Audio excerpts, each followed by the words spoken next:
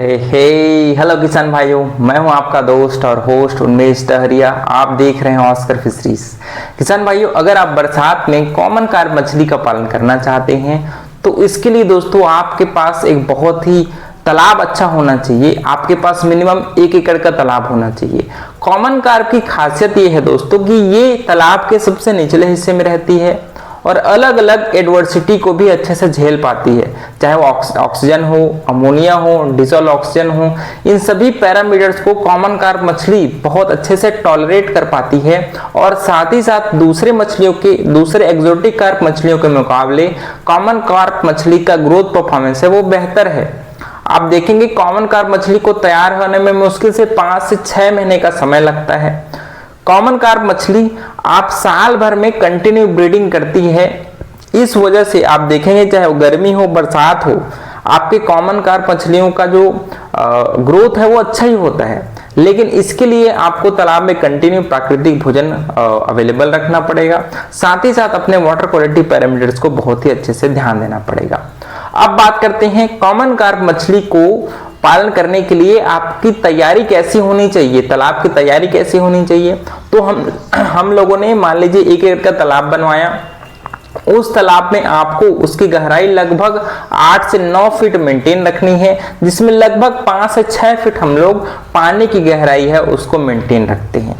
तालाब की तैयारी के मैंने 3 स्टेप्स बताए हैं। अगर तालाब पुराना हो तो उसमें जो खरपतवार है उसको आपको बाहर निकालना पड़ेगा। दूसरा काम दोस्तों, तालाब में चूना डालना। चूना तालाब में ऑक्सीजन की मात्रा को बढ़ाता है, आपके मिट्टी की गुणवत्ता को बढ़ाती है। साथ ही साथ मिट्टी में दोस्तों हाइड्रोजन आयंस की मात्रा को बढ़ाती है, जो मछली के शरीर में जाकर के उनके हड्डियों को मजबूत करता है और ग्रोथ में हेल्प करती है। तो इसी वजह से हम लोग तालाब में पर एकड़ के हिसाब से लगभग 80 से 100 किलो के बीच में तालाब में चूने का अप्लाई करते हैं। ठीक है। तीसरा काम करते हैं दोस्तों, क्योंकि जो कॉमन कार्प मछली है दोस्तों वो एक डेट्राइटिओरस मछली है, मतलब ये सड़े गले पदार्थ को खाती है, मिट्टी को खाती है और ये तालाब के नीचे रहती है। तो दोस्तों हम लोग जब भी कॉमन कार्प मछली का पालन करते हैं तो तालाब में प्राकृतिक भोजन को भी हम लोग उतनी ही प्रायोरिटी देते हैं। प्राकृतिक भोजन बनाने के लिए मैं आपको 2 चीजें बताऊंगा। सबसे पहले दोस्तों, अगर आपके पास लेयर मुर्गी का फार्म होगा तो उसका जो पॉटी होता है, जो वेस्टेज होता है, उसको दोस्तों आप तालाब में डायरेक्ट अप्लाई कर सकते हैं।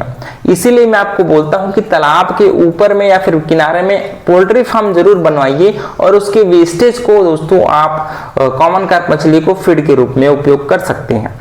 दूसरा आता है दोस्तों आपका काऊ डंक, जिसको गोबर बोला जाता है। गोबर आपके तालाब में प्राकृतिक भोजन बनाने का सबसे सस्ता और आसान तरीका है। गोबर है वो फ्रेश गोबर होना चाहिए। तो पर एकड़ दोस्तों आपके पास लगभग 700 किलो गोबर और उसके साथ साथ 5 kilo DAP, 5 kilo single super phosphate, 5 kilo urea और उसमें लगभग 10 से 15 किलो आप राइस ब्रान या फिर सरसों की खली मिला करके उसको दोस्तों एक गड्ढा बनाइए 10 बाई 10 का और उस गड्ढे में उसको अच्छे से सड़ाइए। कम से कम 2 दिनों तक अच्छे से उसको सड़ाइए और एक अच्छा गाढ़ा घोल जब तैयार हो जाएगा दोस्तों, तब जाकर के उसको आप अपने तालाब में अप्लाई कर दीजिए, उसको तालाब में अच्छे से छिड़काई कर दीजिए। तब आप देखेंगे कि तालाब का पानी का कलर है वो थोड़ा सा धीरे धीरे हल्का हरा होना चालू हो जाएगा। इसका मतलब ये है कि तालाब में फाइटोप्लैंक्टन और जूप्लैंक्टन की अच्छी मात्रा है वो बन चुकी है और इन्हीं परिस्थितियों में हम लोग कॉमन कार्प मछली को तालाब में छोड़ने वाले हैं। अब कितने बच्चे छोड़ने चाहिए? जब भी कॉमन कार्प मछली को तालाब में आप डालें तो इसके साथ साथ दोस्तों आपको अपर लेयर मछली जैसे कतला आप मछली डाल सकते हैं। मिडिल लेयर में आप रोहू मछली या फिर ग्रास कार्प मछली डाल सकते हैं।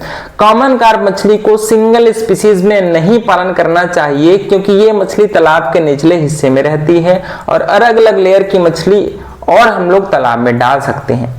बात करें कितने बच्चे डालने हैं, तो अपर लेयर वाली मछलियों को हम लोग अपने टोटल स्टॉकिंग का 40% डालते हैं। अगर वहां पर कीचड़ की मात्रा ज्यादा है तो हम लोग 30% डालते हैं अपर लेयर मछली। तो लगभग मान लीजिए 5000 हम लोग टोटल बच्चे डालेंगे, तो इसमें का 2000 बच्चा अपर लेयर तो कतला मछली हो गया, तो 2000 बच्चा कतला का, 1000 बच्चा दोस्तों लगभग हम लोग ग्रास कार्प का या फिर रोहू मछली तालाब में डाल सकते हैं। वहीं दोस्तों लगभग 1500 से 2000 की संख्या में आप कॉमन कार्प बच्चे हैं वो पर एकड़ के हिसाब से अपने तालाब में डाल सकते हैं। 5 से 10 ग्राम साइज के बच्चे अगर डाल रहे हैं तो, लेकिन 50 से 100 ग्राम के अगर बच्चे डालेंगे तो दोस्तों इसका संख्या जस्ट आधा हो जाएगा। हम लोग 1000 की संख्या में सिर्फ कॉमन कार्प बच्चे तालाब में डालेंगे। बात करें क्या क्या खाना हम लोग कॉमन कार्प मछलियों को खिला सकते हैं, तो दोस्तों मैं सबसे आसान खाने की बात करूं तो सबसे आसान होता है सरसों की खली और आपका राइस ब्रांड या फिर राइस डस्ट। सरसों की खली क्योंकि हम लोग किसान फैमिली से आते हैं तो हम लोग सरसों की खेती, धान की खेती, ये सारी चीजें करते रहते हैं, तो उसी के बाई प्रोडक्ट को दोस्तों हम लोग मछली पालन में खाने के रूप में प्रयोग करते हैं। तो मान लीजिए आपके पास प्रोटीन सोर्स के रूप में सरसों की खली हो सकता है, बादाम की खली हो सकता है, सूरजमुखी की खली हो सकता है, आपकी मूंगफली की खली हो सकता है। वहीं कार्बोहाइड्रेट सोर्स के रूप में दोस्तों आप मक्के का आटा, गेहूं का आटा और आपके जो राइस ब्रान होता है या फिर राइस डस्ट होता है उसको हम लोग कार्बोहाइड्रेट सोर्स के रूप में उपयोग करते हैं।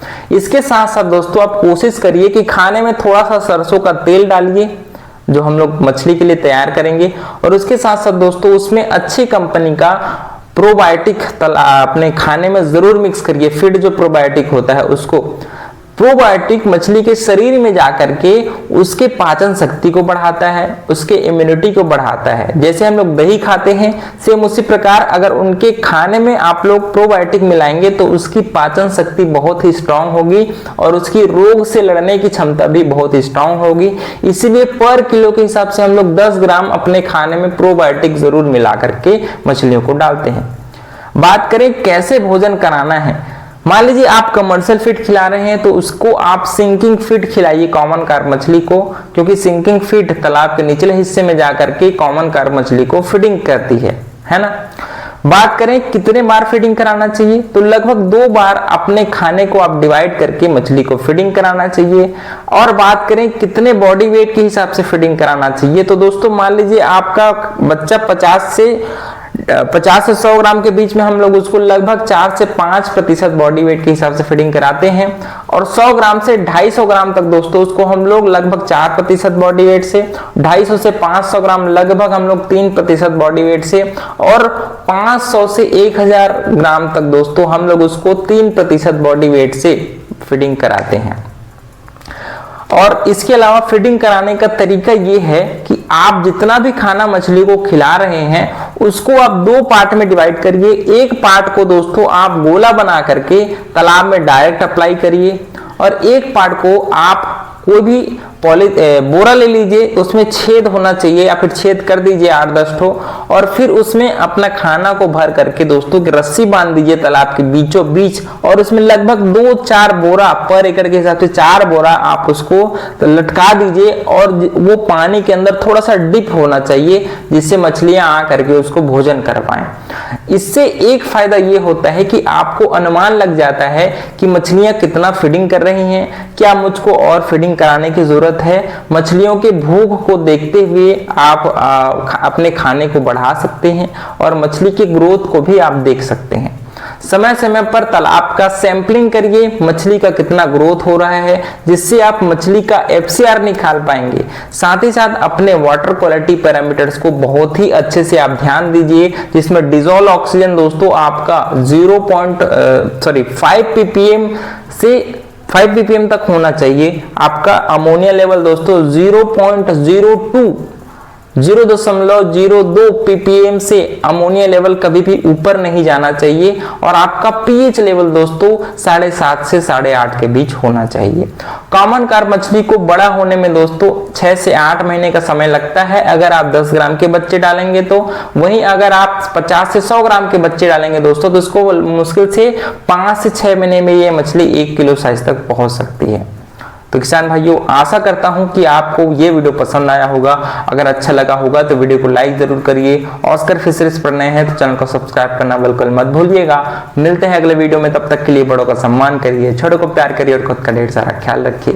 Thank you, thanks for watching.